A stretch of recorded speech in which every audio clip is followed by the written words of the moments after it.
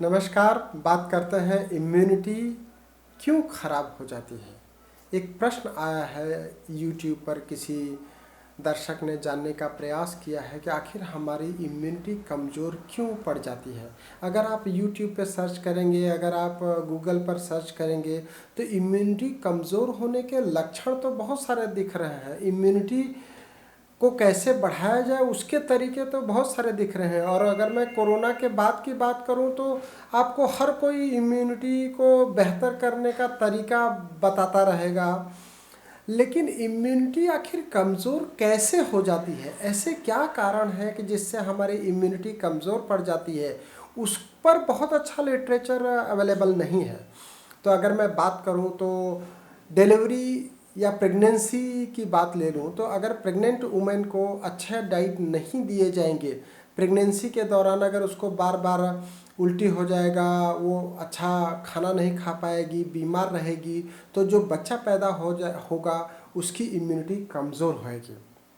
कहने का मतलब है, अगर बच्चे का लो बर्थ वेट है, अगर पैदा होने के समय उसका जो बर्थ वेट नॉर्मल रेंज है उससे अगर उसका कम है तो उसको इम्यूनिटी कमज़ोर होने का खतरा रहेगा।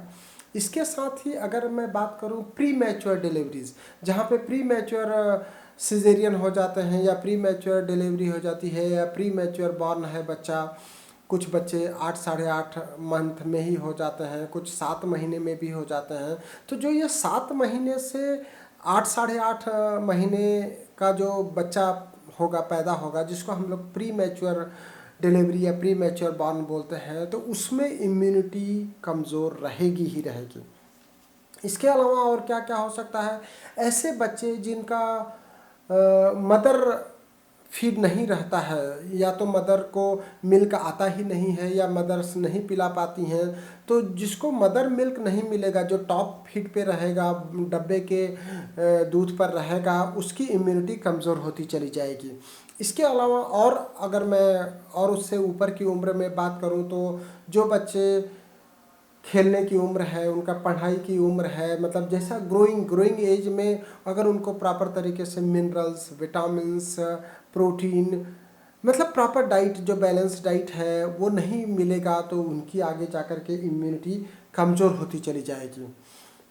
इसके साथ ही मैं बात करूं, अगर उसको प्रॉपर डाइट तो मिला लेकिन उसका डाइजेशन प्रॉपर नहीं रहा, मतलब जो चयापचय क्रिया है, डाइजेशन प्रॉपर नहीं रहा या मेटाबॉलिज्म प्रॉपर नहीं रहा, तो आप भले अच्छी चीज़ खा रहे हैं लेकिन अच्छी चीज़ अगर बॉडी में डाइजेस्ट नहीं होगी और एब्जॉर्ब नहीं होगी तो भी आपकी इम्यूनिटी कमज़ोर रहेगी। इसके अलावा और मैं यंगस्टर्स में बात करूं या और बड़े लोगों में बात करूं तो अनियमित दिनचर्या और अनियमित खान पान, ये दोनों ही हमारे इम्यूनिटी को कमज़ोर करते हैं।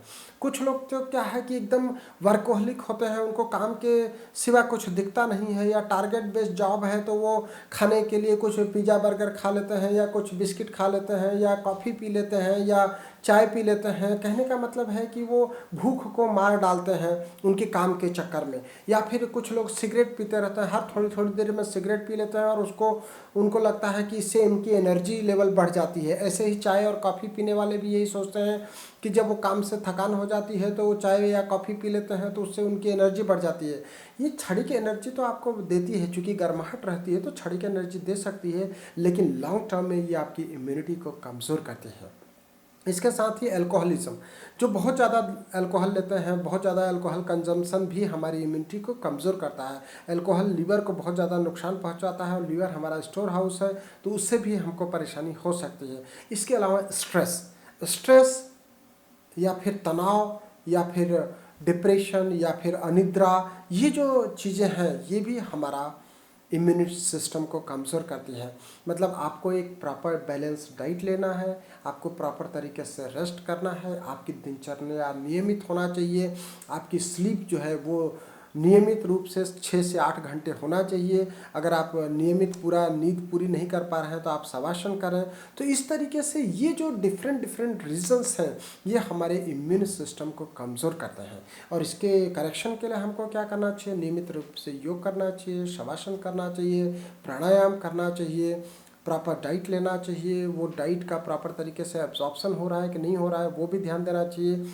इसके अलावा अगर मैं फिजियोलॉजी की बात करूं तो फिजियोलॉजी में हमारा हीमोग्लोबिन जो है वो नॉर्मल होना चाहिए, 13 से 15 ग्राम के बीच में होना चाहिए। आरबीसी, डब्ल्यूबीसी, प्लेटलेट्स नॉर्मल होना चाहिए। डब्ल्यूबीसी की कमी हो जाने से भी हमको परेशानी हो जा सकती है, या हीमोग्लोबिन के कमी हो जाने से भी हमको परेशानी हो जाती है। हमारे डब्ल्यूबीसी में न्यूट्रोफिल और लिम्फोसाइट जो है, एक बैक्टीरिया को मारता है और दूसरा एंटीबॉडी प्रोड्यूस करता है। तो इस तरीके से बैलेंस हीमोग्लोबिन और बैलेंस सेल होना बहुत ज़रूरी है। डाइट में आप हेल्दी डाइट लीजिए, उसमें protein, iron, vitamins, calcium, minerals, ये सारा अगर आप प्रयोग करते हैं तो आपका इम्यूनिटी बढ़ी रहेगी। अगर आपको बार बार मौसम बदलने पर सर्दी जुकाम या खांसी हो जा रही है, अब आप बीमार पड़ रहे हैं बहुत जल्दी, तो आपकी इम्यून सिस्टम कमज़ोर हो रही है। अगर आपको थकान जल्दी लग रहा है या काम करने में मन नहीं लग रहा है, चिड़चिड़ापन आ रहा है, तो इसका मतलब कि आपकी इम्यून सिस्टम कमज़ोर हो रही है। आप खाने पर प्रॉपर ध्यान दीजिए और डॉक्टर से सलाह लीजिए, और हो सके तो ब्लड इन्वेस्टिगेशन करा करके अवश्य देखें। थैंक यू, धन्यवाद।